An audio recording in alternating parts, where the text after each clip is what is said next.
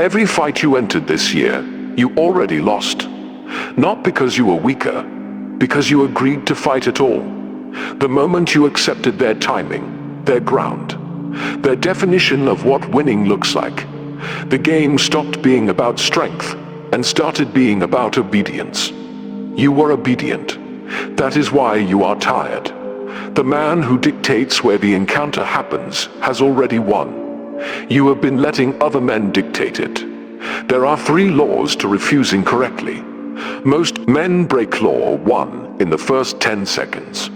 Alexander understood this before he was 21. Darius had assembled the largest army the ancient world had ever seen at Gaugamela. 5 to 1. Chariots with scythes. Cavalry from every satrapy. Ground leveled for months to give his chariots speed. Every rule of war said Alexander must lose. Every advisor told him to wait, to negotiate, to choose better ground elsewhere. He did the opposite. He did not meet Darius where Darius had prepared to be met. He marched his phalanx at an angle, a refused flank, dragging the entire Persian line to stretch and thin itself, chasing him. Darius had built a hammer for a nail directly in front of him.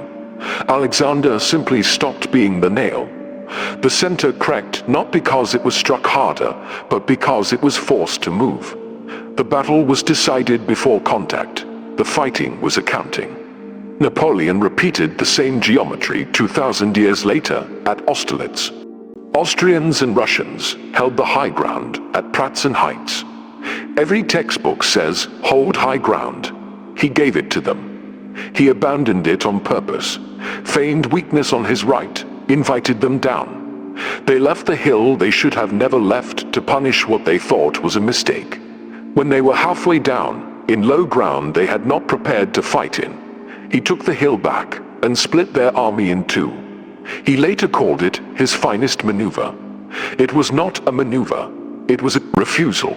He refused the battle they wanted and forced the battle they had not studied for. This is the first structural law. Never meet them where they wait. Every opponent builds a system that only works if you arrive on schedule. The co-worker who wants a reaction wants you in the hallway, in front of witnesses, when you are tired.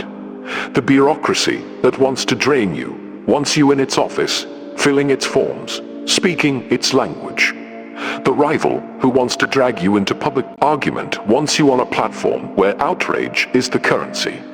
If you appear there, you lose even if you win the argument, because you validated their jurisdiction. The move is not to argue better, the move is to not appear, to set a different time, a different medium, a different metric. Alexander did not outfight chariots. He made chariots irrelevant by choosing ground where chariots cannot turn. The second law is make preparation expensive. Most men try to be more prepared than their enemy. The dominant man makes his enemy's preparation worthless.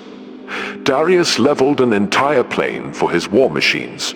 That work took months, thousands of men. Alexander's diagonal march made that work a liability. The more Darius had prepared that plain, the more he was committed to it psychologically. He could not abandon it without admitting months of work were wasted.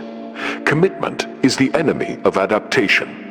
When you force a man to abandon his preparation, you force him to fight. You, while also fighting his own sunk cost. You do this in ordinary life by refusing to defend against accusations framed by someone else. Do not explain why you are not the villain in their story. Their story is built to require your defense. Your defense is their victory condition. Instead, change the subject to what you will build, what you will do next, what standard you are setting. In business, when a competitor drops price to drag you into attrition, do not drop price. That is meeting them where they wait, raise the price, add a layer of service they cannot copy because they are committed to being cheap. Their preparation for a price war becomes an anchor that drowns them. The third law is victory, is positioning, not collision. Civilizations that last do not win more battles. They fight fewer. Cyrus did not take Babylon by siege. He diverted a river and made walls irrelevant. The greatest strategy is not a stronger punch. It is to stand where no punch is necessary. The most dangerous situations are not where you are weak. They are where you are strong enough to win a fight you should never have entered. You win the argument with family and lose trust for 3 months. You win the political fight at work and gain a reputation as difficult. You win the legal exchange and spend a year of attention you will never get back. A win that costs attention, willpower, and alliance is a loss with better marketing. So the protocol is simple and must be practiced before you need it. First, audit every recurring friction and ask who set the terms. Who decided meetings happen in that room? Disagreements happen over text. Your worth is measured by response time, that you must answer every provocation. If you did not set the terms consciously, you accepted them unconsciously. List them for each. Design one refusal that does not look like avoidance. Avoidance is fear, and people smell it. Refusal is architecture. I do not discuss important decisions over text. I discuss them on a walk at 10 a.m. I do not negotiate when tired. I negotiate in writing after sleep. You are not telling people no. You are telling reality where you are willing to be met. Second, build reserves that make refusal possible. You cannot refuse battle if you need the paycheck that badly, if you need approval that badly, if you need that one client that badly. Scarcity forces appearance. Alexander could refuse Darius's ground because his army was trained to move laterally for hours without breaking. That training was the reserve. Your reserve is savings, skills, other options, sleep. The man with options can afford to not show up. The man without options must show up everywhere and loses everywhere slowly. Third, when decisive action is unavoidable, initiate it on ground you chose months ago. Do not react to a leak by leaking back. If you must strike, strike where you have already built supply lines. If a hostile state tries to drag you into attrition, you do not match attrition. You open a second front they cannot afford, economic, narrative, or diplomatic, where your costs are low and theirs are exponential.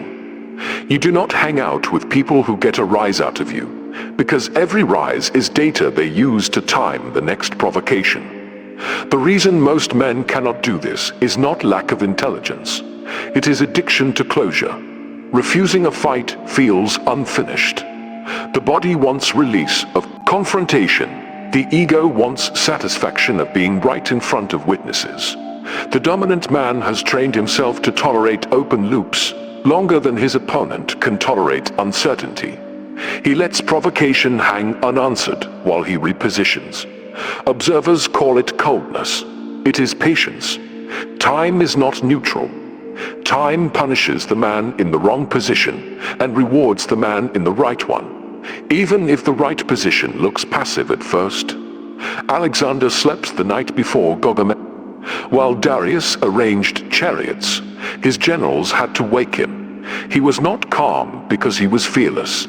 He was calm because the decision had been made days earlier about where the fight would happen. The fighting was the last 5%. Audit this week. List every time you explained yourself to someone who profits from your explanation. Cancel 2 of them. Do not defend where they wait. Move the meeting. Change the medium. Set the metric. That is law 1 in practice. The crown was never won by the man who fought the most battles.